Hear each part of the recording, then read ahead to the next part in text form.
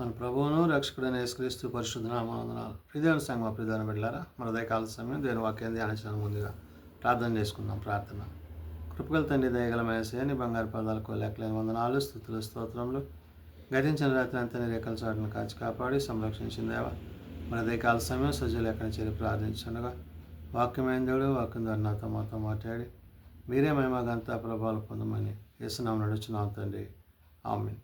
ప్రియదేవుని సంగమ ప్రియదేవుని బిడ్డలారా, నిడదముకు ఏర్పాటు చేయబడిన వాక్య భాగము లెంటు తరువాతి మొదటి ఆదివారం కొరకు ఏర్పాటు చేయబడిన పత్రికా వాక్య భాగము యాకోబు రాసిన పత్రిక మొదటి అధ్యాయము 12 నుండి 15 వచనాలు ధ్యానం చేసుకుందాము. లెంటు తరువాతి మొదటి ఆదివారం కొరకు ఏర్పాటు చేయబడిన పత్రికా వాక్య భాగము యాకోబు రాసిన పత్రిక మొదటి అధ్యాయము 12 నుండి 15 వచనములు ఈ విధంగా రాయబడినవి. శోధన సహించువాడు ధన్యుడు, అతడు శోధనకు నిలిచిన వాడై ప్రభు తన్ను ప్రేమించు వారికి వాగ్దానము చేసిన జీవకిరీటము పొందును. ప్రియదేవుని సంగమ ప్రియదేవుని బిడ్డలారా, భక్తులైన యాకోబు చెదరిపోయిన 12 గోత్రాల వారికి శుభమని చెప్పి వ్రాయి పత్రిక. అవును, దేవుని యొక్క ప్రభు అయిన యేసుక్రీస్తు యొక్క దాసుడైన యాకోబు అన్య దేశాల యందు చెదిరిన 12 గోత్రాల వారికి శుభమని చెప్పి తిరిగి రాస్తూ మరలా దేవుని యందు వారు ఏ విధంగా బలపరచబడాలో, దేవుని యందు ఏ విధంగా వారు సమకూర్చబడాలో, క్రీస్తు యేసు యొక్క ప్రేమను బట్టి తండ్రి యొక్క ఉద్దేశంలో వారు ఏ విధంగా దేవునితో సహవాసం కలిగి ఉండాలో ఈ పత్రిక ద్వారా తెలియజేస్తున్నాడు. అయితే ఆనాడు వారికి ఎదురైన శోధనలు, శ్రమలు ఏవైతున్నావో వాటిని ఉద్దేశిస్తూ ఈ దినాన్ని యాకోబు ఆదిమ సంగమును గురించి ఆనాడు మరి వారు దేవుని యొద్ద దేవుని చేత ఎటువంటి పరిస్థితులు కలిగి ఉన్నాయో, నేడు సార్వత్రిక సంఘము క్రీస్తు పట్ల ఎటువంటి విశ్వాసాన్ని, క్రీస్తు యొక్క రాకడ కొరకు ఎటువంటి సిద్ధపాటు కలిగి ఉండాలో గుర్తు చేస్తుంది. అందుకని ఇక్కడ అంటున్నాడు, శోధన సహించువాడు ధన్యుడు అంటున్నాడు. శోధన సహించుట అనగా లోకమందు మానవునికి ఎదురయ్యే ప్రతి పరిస్థితి అది శోధనతో కూడినది. అయితే ఆ శోధన అపవాది నుండి, ఇహము నుండి మనకు కలిగేది, పరము నుండి కలిగేది కాదు. కాబట్టి భక్తుడు యాకోబు చెప్తున్న మాట ఏంటంటే, అతడు శోధనకు నిలిచిన వాడై అంటున్నాడు. అంటే ఈ శోధన సహించినప్పుడు ఆ శోధనకు నిలిచిన వాడై ప్రభు తన్ను ప్రేమించు వారికి అంటున్నాడు. అంటే ఎవరైతే ప్రభువునందు విశ్వాసం కలిగి వాక్యమందు నిలిచి ఉంటాడో అటివాడు ఆ శోధనలు ఎదుర్కొనే విషయంలో దేవుని యొక్క కనికర కృపను పొందినవాడు. అందుకే ఇక్కడ అతడు శోధనకు నిలిచిన వాడై ప్రభు తన్ను ప్రేమించు వారికి వాగ్దానము చేసిన అంటున్నాడు. ఎవరైతే ప్రభు చేత ప్రేమింపబడుతున్నారో, ఎవరైతే ప్రభు చేత విశ్వాసములో కొనసాగింపబడుతున్నారో వారిని ఉద్దేశిస్తున్నాడు. ఏమని? ప్రభు తన్ను ప్రేమించు వారికి వాగ్దానము చేసిన అంటున్నాడు.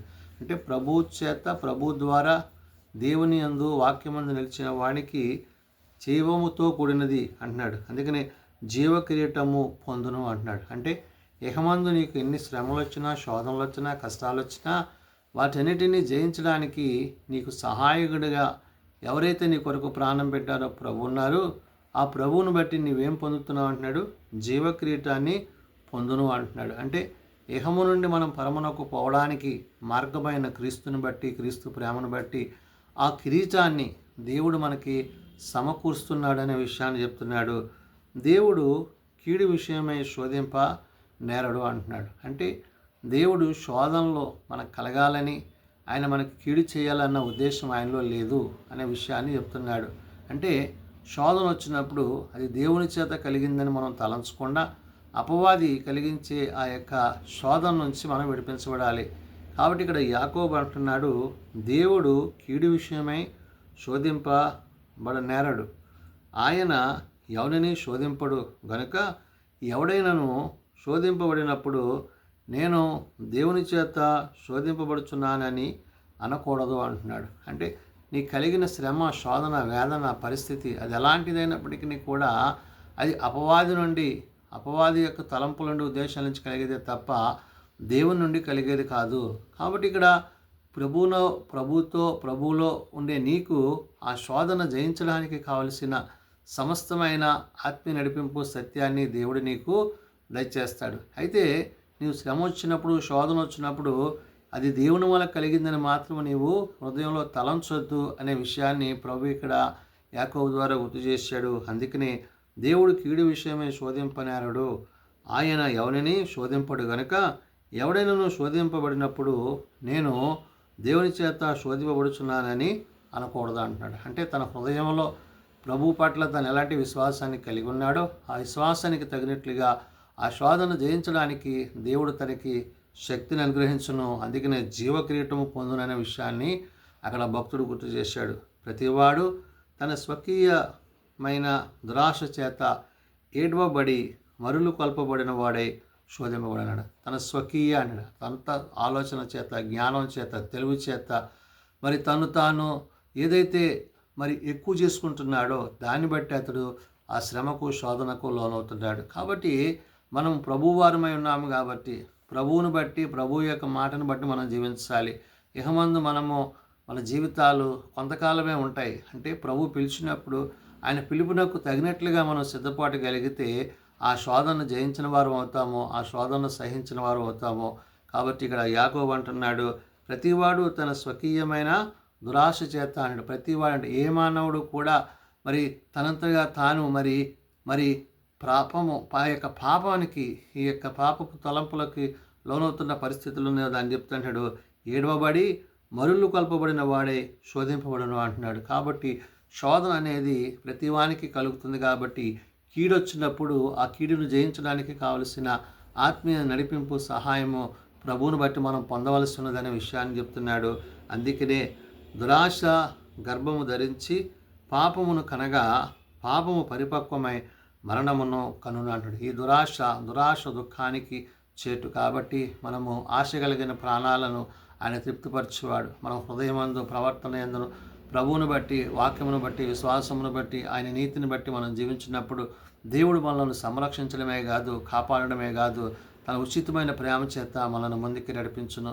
కాబట్టి శ్రమ వచ్చినప్పుడు, శోధన వచ్చినప్పుడు, ఏదైనా మరి ఇరుకు ఇబ్బందులు వచ్చినప్పుడు దాన్ని జయించడానికి కావాల్సిన ఆత్మీయ నడిపింపు క్రీస్తు యొక్క వాక్యము చేత, వాక్యమును బట్టి మనము కొనసాగించే వారమే ఉండాలని, అది పరమునకు మనల్ని చేర్చేదే ఉండాలి తప్ప ఇహమందు మనము వాటి చేత బలహీనలం కాకూడదనే విషయాన్ని యాకోబు గుర్తు చేశాడు. అందుకనే చివరిగా అన్నమాట, దురాశ గర్భము ధరించి పాపమును కనగా అంటాడు. ఈ దురాశ ఏం చేస్తుందంటే గర్భాన్ని ధరించంటే అది ప్రసవించే స్త్రీ ఎలాగైతే వేదన కలిగి ఉంటుందో అలాగా అది పాపానికి రెడీగా ఉంది. కాబట్టి అది గర్భం ధరించి పాపము కనగా మరి పాపము పరిపక్వమై మరణము కనున అంటున్నాడు. కాబట్టి పాపం పెరిగి అది మన మరణానికి తీసుకెళ్తుంది. కాబట్టి మరణాన్ని జయించిన క్రీస్తుని నీవు కలిగి ఉంటే, ఆ మరణపు వెళ్ళిన ఇచ్చిన క్రీస్తుని నువ్వు కలిగి ఉంటే, మరణము నుండి జీవములోనికి నేను నడిపించిన క్రీస్తు యొక్క ప్రేమలో నీవు నిలిచి ఉంటే గనక ఆనాడు యాకోబు మరి చెదిరిపోయిన ఆ యొక్క అన్య దేశాల్లో ఎందుకు చెందిన ఆ 12 గోత్రాల వారికి ఎలాగైతే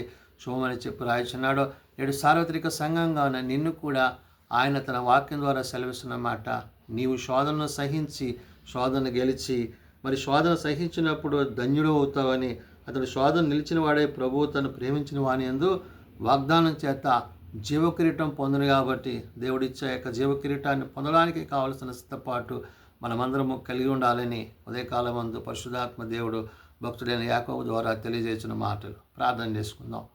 ప్రేమ నమ్మకం కలిగిన మా తండ్రి, కృప కలిగిన దేవ, అవును నాయన, సహించుటకు నాయన నీవు నాకు శక్తినిచ్చావని, శోధనను జయించుటకు నీ కృపను మాకు అనుగ్రహించావని నీ భక్తుడైన యాకోబు సెలవిస్తున్నాడు.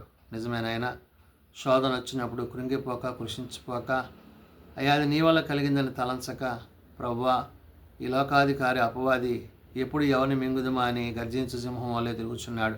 అయితే నాయన, అపవాదిని జయించుటకు కావలసిన శక్తిని, భయాన్ని, నీ సన్నిధి, నీ సహాయము మాకు దయచేయండి. మేము శోధనలో ప్రవేశింపకుండానట్లు మెలకువగలిగి ప్రార్థించమని నీ ప్రియ కుమారుడైన యేసయ్య మాకు తెలియజేశాడు. కాబట్టి నాయన, క్రీస్తు యేసు యొక్క మాటల చేత ఒకరి యందు ఒకరు ప్రేమ కలిగి నేడు యాకోబు ద్వారా నీవు ఆనాడు ఇశ్రాయేలీయుల 12 గోత్రాలకు ఎలాగైతే తిరిగి వారు కట్టబడడానికి నీవు పత్రిక రాయించావో, నేడు ఈ పత్రిక ద్వారా మేము తిరిగి నీలో ఫలించటకు కావలసిన స్థితి మాకు దయచేయండి. మాలో ఉన్న బలహీనతలన్నీ దొరకవచ్చండి. మాలో ఉన్న వ్యాధి బాధ కష్ట నష్టం నుండి ఏ సంబంధ మాన్యంలో మనం విడిపించి మీ కృప చేత నింపండి. హాస్పిటల్స్ వద్ద ఇండ్ల వద్ద పడి ఉన్న వారిని ముట్టి లేవనెత్తండి. తమ ప్రియులను పోగొట్టుకున్న కుటుంబాలను ఆదరించి సహాయం దయచేసి శ్రమ చూపించండి. నాయన చిన్న బిడ్డలు, యవనులు, పెద్దలు, వృద్ధులు ప్రతి వారిని వాని తరగతుల చొప్పున ఆశీర్వదించి దీవించి రేపటి సభాతి కొరకు నేటి నుంచే మమ్మల్ని నీ వాక్యం చేత బలపరిచి భద్రపరిచి నీ కృపయందు కాపాడమని నీవు ఇవ్వబోతున్న యొక్క కిరీటాన్ని మేము పొందుకోవడానికి కావాల్సిన సిద్ధపాటు మా అందరికీ దయచేయమని దినదేవులతో నింపమని యేసునతను ప్రార్థించి వేడుకొనుచున్నాం తండ్రి.